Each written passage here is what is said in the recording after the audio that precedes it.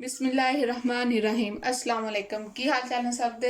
उम्मीद है सारे अपने घर में खुश होंगे, आबाद होंगे। अल्लाह ताला दे फजलो करम नाल फिर ਅਸੀਂ अपनी वीडियो शुरू करन लगे हैं। ਅੱਜ ਅਸੀਂ ਤੁਹਾਡੇ ਵਾਸਤੇ ਬਣਾਉਣ ਲੱਗੇ ਹਾਂ ਵਾਈਟ ਪੁਲਾਓ। ਆ ਦੇਖੋ ਕਿੰਨਾ ਪਿਆਰਾ ਬਣ ਕੇ ਤਿਆਰ ਹੋਇਆ। ਇਹਦੀ ਖੁਸ਼ਬੂ ਵੀ ਬਹੁਤ ਪਿਆਰੀ ਆਣ ਡਈ ਹੋਈ ਆ। ਤੁਸੀਂ ਜਿਸ ਤਰ੍ਹਾਂ ਮੈਂ ਬਣਾਉਣ ਡਈ ਇਸੇ ਤਰ੍ਹਾਂ ਬਣਾ ਕੇ ਤੁਸੀਂ ਆਪਣੇ ਘਰ ਵਿੱਚ ਟਰਾਈ ਕਰੋ। ਇਨਸ਼ਾਅੱਲਾ ਤੁਹਾਨੂੰ ਪਸੰਦ ਆਏਗੀ ਮੇਰੀ ਰੈਸਿਪੀ। ਅੱਜ ਇਹਨੂੰ ਬਣਾਉਣਾ ਸ਼ੁਰੂ ਕਰਦੇ ਹਾਂ ਕਿ ਇਹਦੇ ਸਾਨੂੰ ਕਿਹੜੀ ਕਿਹੜੀ ਚੀਜ਼ ਦੀ ਜ਼ਰੂਰਤ ਹੈ। बिस्मिल्लाहिर्रहमानिर्रहीम। 5 गिलास जो है पानी भी शामिल करांगे। प्याज,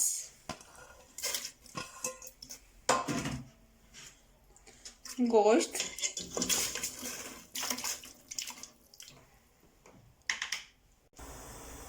लसन। ਇਹਦੇ ਵਿੱਚ मैं 5 गिलास पानी दे लए ने। 1 किलो गोश्त वा, 1 प्याज आ ਤੇ ਲਸਣ ਦੇ ਕੁਝ ਜਵੇ ਨੇ। ਹੁਣ ਇਹਦੇ ਵਿੱਚ ਮੈਂ ਸੁੱਕੇ ਮਸਾਲੇ ਸ਼ਾਮਿਲ ਕਰਾਂਗੀ, ਜਿਹਦੇ ਵਿੱਚ ਕੜੀ ਪੱਤਾ, ਕਾਲੀ ਮਿਰਚ, ਬਾਦੀਆਂ ਦਾ ਫੂਲ, ਵੱਡੀ ਇਲਾਚੀ, ਜ਼ੀਰਾ ਤੇ ਲੌਂਗ ਦੀ ਦਾਲਚੀਨੀ ਦੀ ਸਟਿਕ ਇੱਕ ਅੰਦਰ ਸਾਰੀ ਸ਼ਾਮਿਲ ਨੂੰ ਸ਼ਾਮਿਲ ਕਰ ਦਾਂਗੀ। ਹਾਂਜੀ, ਮੈਂ ਸੌਂਫ ਲਈ ਆ। ਇਹਨੂੰ ਮੈਂ ਕਿਸੇ ਚੀਜ਼ ਵਿੱਚ ਬੰਨ ਕੇ ਇਹਨੂੰ ਇਹਦੇ ਵਿੱਚ ਪਾਵਾਂਗੀ। हाँ जी, असी इनू एक टी पैक लिया है तो वो पा के ते इनू अच्छी तरह किसी धागे नाल बलेट के पावांगे। जो लोग विच कपड़ा इस्तेमाल नहीं करना चाहते उन्होंने वास्ते है। हाँ जी, देख इन्हें अच्छी तरह मैं धागे नाल बलेट लिया। हुण इन्हूं मैं इहदे विच सुट दिन्नी है। ते आ वाले लौंग। बिस्मिल्लाहिर्रहमानिर्रहीम। साडी चटनी तकरीबन तैयार होने वाली है तो असी हुण इहदा मसाला मसांगे बनावांगे तड़का। और वास्ते मैं एक प्याज लिया है।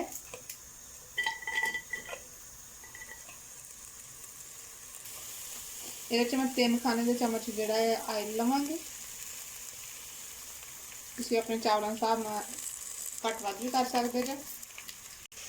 असी ये हुण हरी मिर्च 3 ਤੋਂ 4 अदद, 1 टमाटर ते अदरक शामिल करांगे।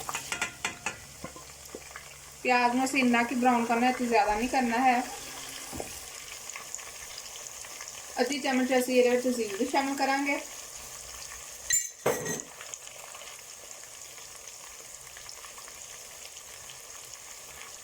लौंग, कड़ी पत्ता,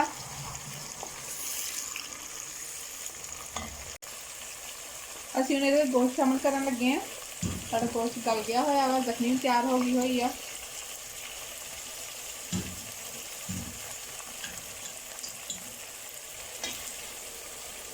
हाँ जी, असीं हुण इहदे विच 1 चम्मच जिहड़ा भर के और नमक दा शामिल करना कि तुसीं अपने टेस्ट के हिसाब नाल कर सकदे जे। हुण असीं इहदे विच 2 इलायची शामिल करांगे। असीं हुण इहदी 5 मिनट तक अच्छी तरह भुनाई करांगे, फिर असीं तुहानूं दिखाने हैं। हाँ जी, साडा बिल्कुल गोश्त अच्छी तरह परफेक्टली भुज गया वा। देखो उसका कलर भी कितना प्यारा आ गया। असं ये जख्मी शामिल करांगे।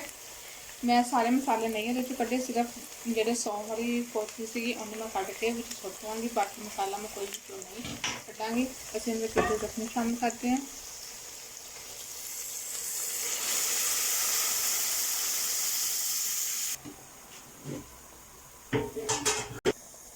हाँ जी, 2 मिनट वास्ते मैं रखांगी ढक्कन दे के। बिस्मिल्लाहिर्रहमानिर्रहीम। असीं इहदे विच हुण चावल शामिल करांगे। मैं 3 गिलास चावलों के लिए सीगे। इन्हां नूं मैं तकरीबन 2 घंटे वास्ते भिगो के रख दिता सीगा।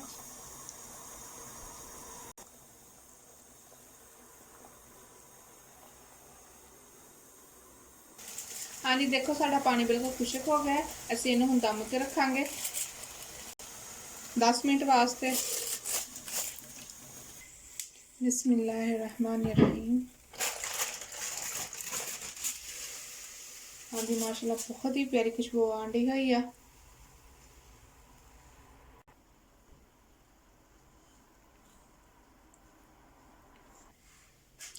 हाँ जी, माशाल्लाह देखो साडा वाइट पुलाव बन के कितना अच्छा तैयार होया है। जो तुहानूं साडी रेसिपी अच्छी लगी हो तो लाइक तो शेयर करो। इंशाल्लाह तुहानूं फिर मुलाकात होगी। अल्लाह हाफिज़।